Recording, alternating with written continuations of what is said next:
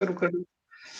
तो हेलो दोस्तों, कैसे आप सभी का स्वागत है हमारे यूट्यूब चैनल एसएससी वाला सुबह में। देखिए, हमारे साथ एक स्टूडेंट, हमारे सब्सक्राइबर और दोस्त हमारे साथ जुड़े हुए हैं। सबसे पहले इनसे पूछते हैं, इनका एसएससी जीडी एग्ज़ाम हो चुका है और इनका आई थिंक ग्रुप डी में भी हो चुका है सिलेक्शन? जी, ग्रुप डी में देखिए, भी हो ग्रुप डी गया है की मेरा से। तो आपका बहुत-बहुत आपको बधाई। और अभी बात करते हैं ग्रुप डी की बाद में, पहले एसएससी जीडी एग्ज़ाम कब था और अपना नाम बताइए आप? मेरा नाम विपेंद्र कुमार है और मैं यूपी फिरोजाबाद से हूँ और एसएससी जीडी का मेरा 16 तारीख को आगरा में सेकंड शिफ्ट में एग्ज़ाम था। देखिए, मैं आपसे वन बाय वन करके बात करूँ, मैंने कुछ चीज़ें लिख रखी हैं जिससे कोई पॉइंट छूटे ना। सबसे पहले तो आपसे बात करते हैं, आपने मॉक टेस्ट कहाँ-कहाँ दिए?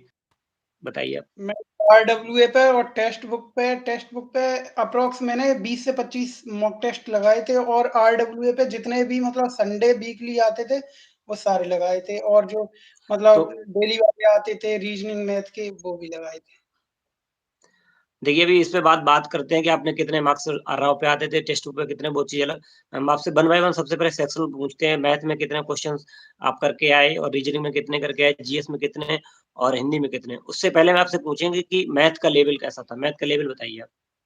मैथ अगर एवरेज कोई बच्चे ने अगर ढंग से पढ़ाई की है तो 15-16 क्वेश्चन ईज़िली बना सकता है और जिसने थोड़ा अच्छा मैथ है उसका वो 20 भी कर सकता है। वैसे एक 1-2 क्वेश्चन थोड़े टाइम टेकिंग आ रहे हैं, बकाया 16 से 17 क्वेश्चन एवरेज स्टूडेंट कर सकता है आराम से।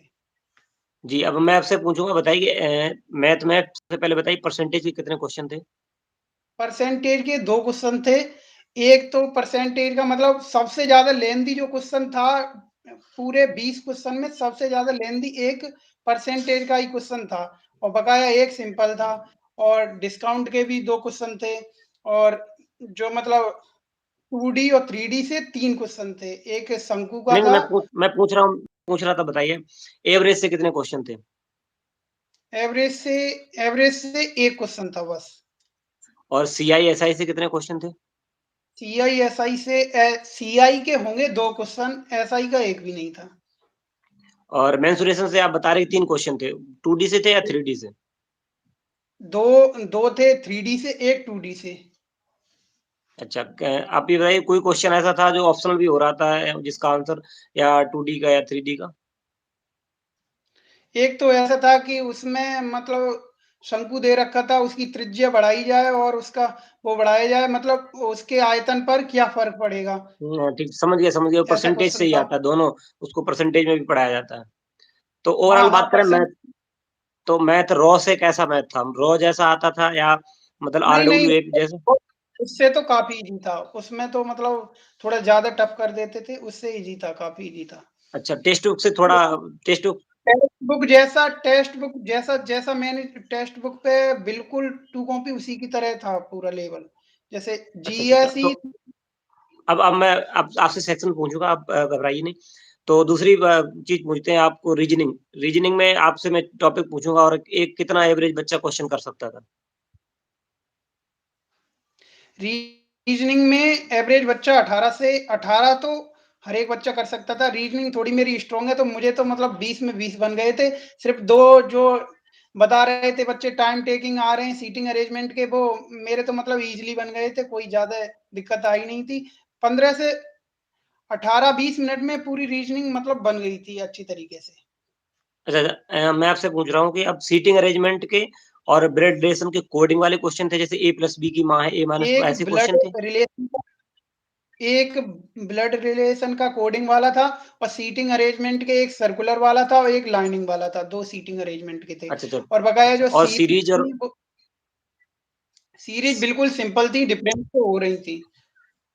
मिसिंग नंबर जो बॉक्स वाला था, 4 बॉक्स आते वो? नहीं, मिसिंग नंबर मेरे में नहीं था। तो मतलब आप ये कहना चाह रहे हैं कि 18 से 20 क्वेश्चन हर बच्चा कर सकता था?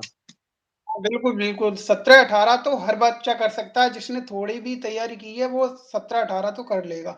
हाँ, ये है टाइम मैनेजमेंट कैसे करते हैं वो अपने आप में होता है। अच्छा, अब हम आपसे बात पूछिए, जो सबसे ज़्यादा एसएससी में सबसे ज़्यादा दिक्कत होती है जीएस में। जीएस में हम वन बाय वन करके पूछते हैं, किस सेक्शन से कितने क्वेश्चन आए? जैसा लड़का बता रहे हैं, बहुत सारे बच्चों से मैंने बात की, अपने दोस्त से भी, कह रहे हैं पॉलिटी के कितने क्वेश्चन आ रहे हैं? पॉलिटी का एक क्वेश्चन आया था कि स्वतंत्रता का अधिकार जो मतलब ये फंडामेंटल राइट से ये हाँ, क्वेश्चन था, सीधा-सीधा कोई भी बना सकता था। अच्छा, अच्छा और हिस्ट्री से कितने क्वेश्चन थे? हिस्ट्री से एक भी नहीं था। साइंस साइंस से कितने क्वेश्चन थे? सबसे ज़्यादा क्वेश्चन आ रहे हैं स्टैटिक जीके और करंट में हमारे में ये पूछा गया था कि राधा रेड्डी जो एक नृत्यांगना है, वो आंध्र प्रदेश की किस विधानसभा सीट से चुन के गई हैं? हाँ, मतलब एसएससी में जीएस का तो बहुत डेप्थ में पूछते हैं। मतलब कहाँ से आ जा जी, ये थोड़ा अगर पढ़ रखा है तो 8 से 10 क्वेश्चन हो सकते हैं और बकाया ज़्यादा फिर 50-50 पे 1-2 और ज़्यादा कर दो, 10 से 12 क्वेश्चन तो हो सकते हैं। अच्छा, अच्छा, इसके बाद सबसे जो सरल सब्जेक्ट आता है, बहुत लोगों को कम भी कभी-कभी हो जाती है, हिंदी बात करते हैं। हिंदी में आपने कितने क्वेश्चन अटेम्प्ट किए? हिंदी में तो मैंने 20 में 20 किए हैं, सिर्फ़ एक पे मुझे डाउट था जो पैसेज गद्यांश वाला था उसमें, बस बकाया सब मेरे बन गए थे। हिंदी में यहाँ भी मेरा स्कोर अच्छा रहता था। अच्छा, अब मैं पूछूँगा हिंदी में बताइए कि अब पर्यायवाची कितने आए थे? पर्यायवाची आ रहे हैं वो मतलब सेंटेंस एक वाक्य बना के दे रहे हैं, उसमें से पर्यायवाची पूछ रहे हैं, ना कि सीधा-सीधा। जैसे नदी का समझ गया पर्यायवाची तो सीधा नदी का नहीं, उसमें एक वाक्य बना दिया, उसमें अंडरलाइन कर दी कि इस अंडरलाइन का मतलब पर्यायवाची क्या होगा। ऐसे 3 हाँ, पर्यायवाची, दो 2 मुहावरे आए यूपीएसआई में थे, भी ऐसा ही आता है अंडरलाइन करके। हाँ, समझ गए, समझ गए। और विलोम शब्द 2 कितने आ रहे हैं? विलोम शब्द भी 2 थे, 2 मुहावरे थे, एक गागर में सागर और एक था हुँ, हुँ। त्रिशंकु होना। अच्छा और वाक्य शुद्ध करने वाले कितने क्वेश्चन थे? वाक्य शुद्ध करने वाले 2 क्वेश्चन थे। अच्छा, रॉ जैसी हिंदी आ रही है जैसे आरडब्ल्यूए वाली और या वैसे हिंदी आ रही है, टेक्स्ट बुक जैसी?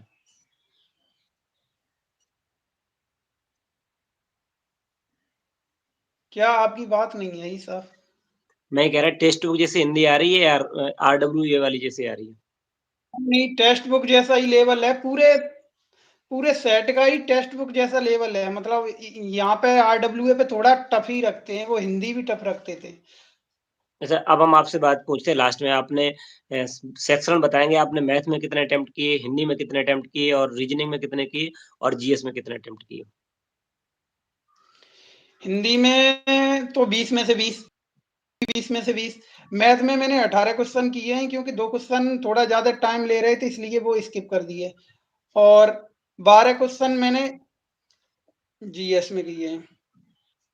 अच्छा, तो आपके हिसाब से मान लो पेपर तो ऐसे ही चलेगा, तो कितनी कट-ऑफ आप फिजिकल यूपी से हम लोग सबसे ज़्यादा हाईएस्ट कट-ऑफ यूपी की जाती है, तो यूपी क्या कट-ऑफ रह सकती है? हाँ, मेरी समझ से फिजिकल के लिए 57-58 क्वेश्चन पे लग जाना चाहिए और फाइनल थोड़ा 60 के प्लस ही हो जाएगा। मतलब 120 नंबर जिनके हैं वो सेफ ज़ोन में मान सकते हो आप। हाँ, मेरे अनुसार हैं, बकाया फिर अब आगे आंसर की नहीं, वगैरह नहीं आए तब। वो अलग चीज़ है, आप एक अच्छी स्टूडेंट हैं और जब ग्रुप डी क्वालिफाइड है तो ये उम्मीद नहीं कर सकते किसी से कि कोई बच्चा झूठ बोलेगा। तो हम यही कोशिश करेंगे बच्चों से पूछने जो भी दोस्त मेरे साथ जुड़े हुए हैं, कि जैसे आपके रॉ पे कितना स्कोर आता था और टेस्ट बुक पे कितना था और इसमें कितनी आने की उम्मीद है? टेक्स्ट बुक पे मेरा मतलब 139 तक भी आया है और मतलब एवरेज हमारा 120 के करीब रहता था और जैसे वो रैंक भी दिखा रहे हैं तो हमारी अभी मेरी समझ में 2 2.5 लाख के करीब बच्चों ने मतलब वो ओवरऑल रैंक दिखाते हैं, उसमें हमारी 2000 से 8000 के बीच में, 10,000 के बीच में रैंक मतलब होती रहती है ऊपर नीचे। तो आप और 120 एवरेज मान के आर्ट चल सकते हैं तो किस और रॉ पे आपके कितना स्कोर रहता था एवरेज? रॉ पे हमारा एवरेज 115 से 120 के करीब हमेशा रहता था। मतलब ऐसा है कभी-कभी हमारा कम भी हुआ है, बहुत कम हुआ है रॉ पे और कभी-कभी 130 132 तक पहुँच गया है और कभी-कभी 110 कभी-कभी 100 भी आया है मतलब किसी-किसी हाँ, हाँ, हो टेस्ट जाता में। है सबके साथ। तो कुल मिला के ये कह सकते हैं जिसने रॉ पे अगर 100 मार्क्स किए हैं एवरेज तो वो बच्चा क्वालीफाई हो जाएगा। बिल्कुल होना चाहिए उसे, बस ये है कि वहाँ पेपर में कैसा हाँ, परफॉर्मेंस कर पाते हैं इसलिए। हाँ, पेपर के हिसाब से डिपेंड। तो जी। आप हमारे साथ जुड़ने के लिए बहुत-बहुत धन्यवाद और भगवान से दुआ करते हैं आपको जल्दी ही एसएससी, जीडी या ग्रुप डी की आपकी रनिंग कब है? ग्रुप डी की रनिंग मेरी 28 जनवरी को है इलाहाबाद में।